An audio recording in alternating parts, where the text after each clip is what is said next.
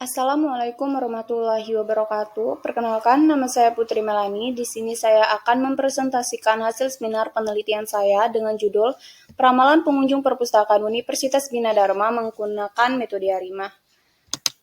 Baiklah, langsung saja pada pendahuluan terdapat latar belakang, yaitu perpustakaan adalah salah satu fasilitas yang terdapat di Universitas Bina Dharma.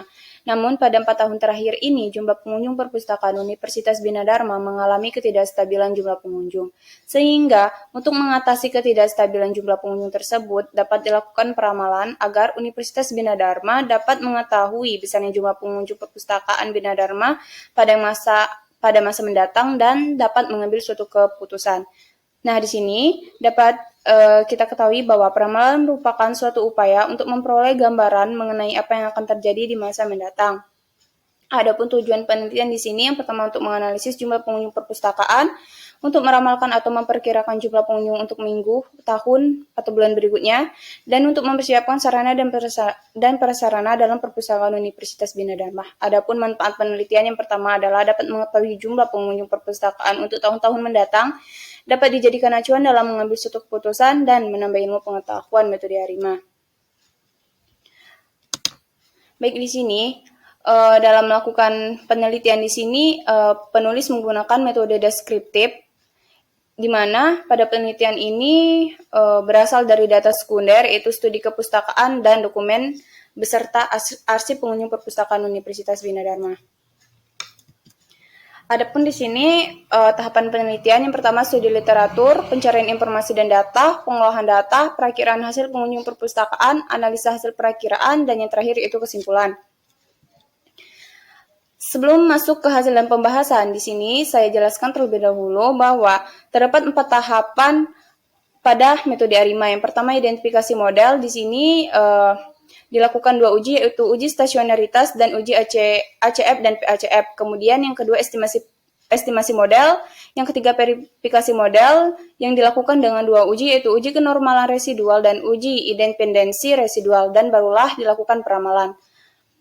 Baik, langsung masuk ke hasil dan pembahasan. Bisa kita lihat di sini bahwa statistik deskriptif pengunjung perpustakaan Universitas Bina Dharma yang sudah penulis olah menggunakan Microsoft Excel, bahwa di sini adalah rata-rata jumlah pengunjung perpustakaan Universitas Bina Dharma adalah 1.231,063. Nah, langsung masuk ke tahap yang pertama, karena di sini saling berkaitan. Yang pertama adalah identifikasi modal. Di sini pada identifikasi modal dapat dilakukan 2 uji, yaitu uji stasionaritas, di mana uji stasionaritas digunakan 2 uji, yaitu uji model grafik dan uji ADF. Pada uji model grafik dapat kita ketahui bahwa data jumlah pengunjung perpustakaan Universitas Bina Dharma adalah di bawah rata-rata jumlah pengunjung perpustakaan Universitas Bina Dharma yang sudah kita olah sebelumnya, itu 1.200. Dapat dikatakan bahwa jumlah pengunjung perpustakaan Universitas Bina Dharma itu tidak stasionaritas. Untuk mengetahui atau untuk meyakinkan bahwa data tersebut sudah stasionaritas atau belum, di sini kita menggunakan uji ADF. Di mana pada uji ADF di sini terdapat langkah-langkah atau hipotesis yang harus kita lakukan terlebih dahulu. Di mana di sini sudah saya tampilkan detailnya. Pada uji ADF kita di sini hanya fokus pada nilai 5%, yaitu di sini statistik T-nya itu di sini 2925169, di mana untuk menentukan wilayah kritis ADF harus lebih kecil dari T statistik. Di sini karena ADF-nya lebih kecil dari T statistik atau 2925169 lebih kecil dari 366148, maka kesimpulannya adalah tingkat signifikansi 5% dapat didapatkan kesimpulan bahwa data tersebut stasioner. Baik, langkah selanjutnya pada uji stasionaritas adalah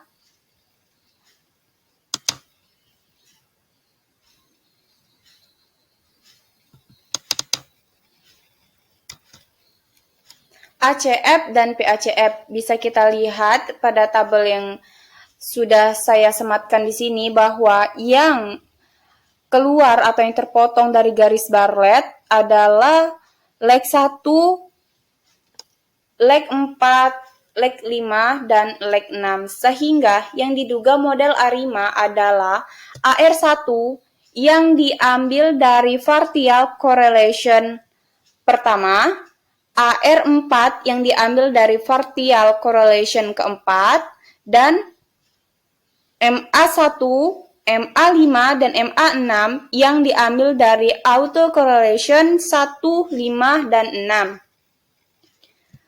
Selanjutnya, masuk ke tahap kedua, yaitu estimasi parameter.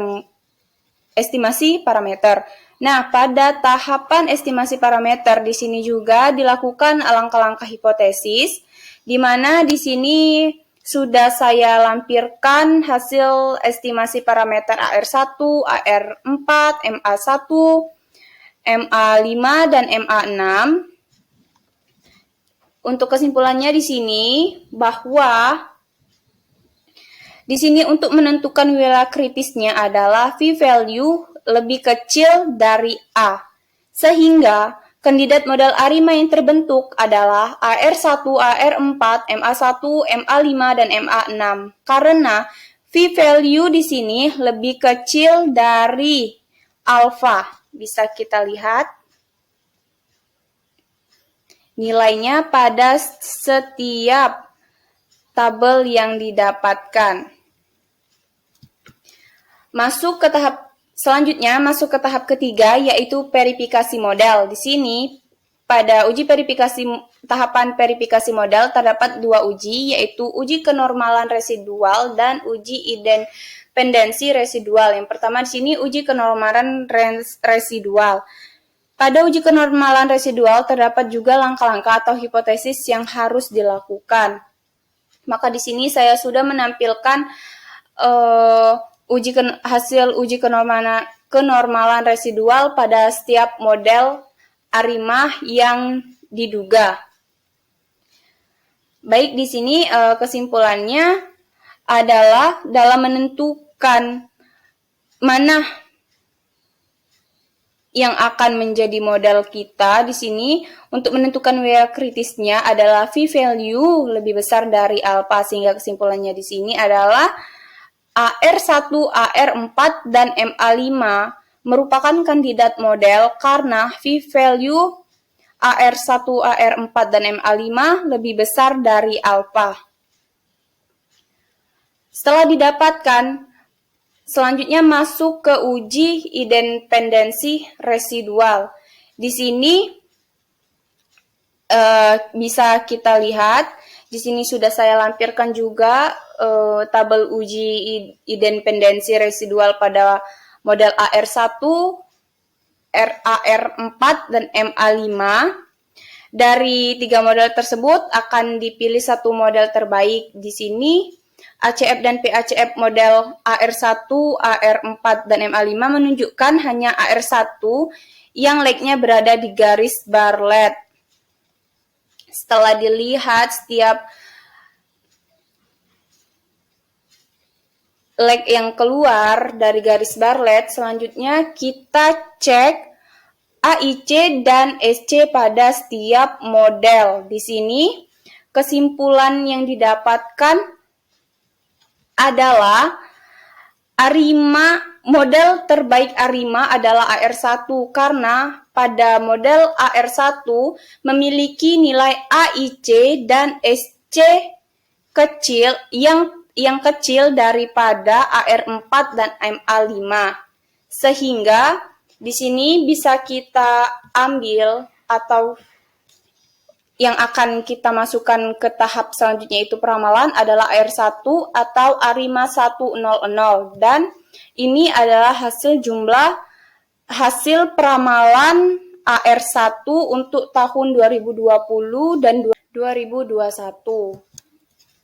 Nah, untuk melihat apakah hasil ramalan itu valid atau tidak, di sini peneliti sudah melakukan uji validitas dan uji reliabilitas, di mana di sini hasilnya pada uji validitas yaitu 0,45 ya, atau validitas sedang, sedangkan pada uji reliabilitas di sini hasilnya adalah 0,026587 yaitu validitas sangat rendah.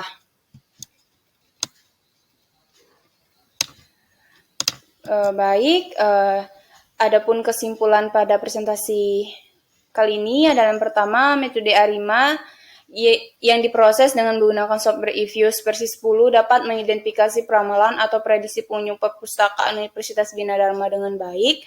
Dari proses pengelolaan data diidentifikasi ada HR1, HR4, MA1, MA5, dan MA6, kemudian diuji kembali dengan uji-uji berikutnya sehingga hasil diagnosa model ARIMA terbaik adalah HR1 atau ARIMA 100. Dan dari hasil peramalan dapat diketahui bahwa nilai estimasi pada 24 bulan selanjutnya yaitu Januari 2020 sampai Desember 2021, yakni mengalami penstabilan jumlah pengunjung setiap bulannya. Baik, akhir kata, terima kasih dan wassalamualaikum warahmatullahi wabarakatuh.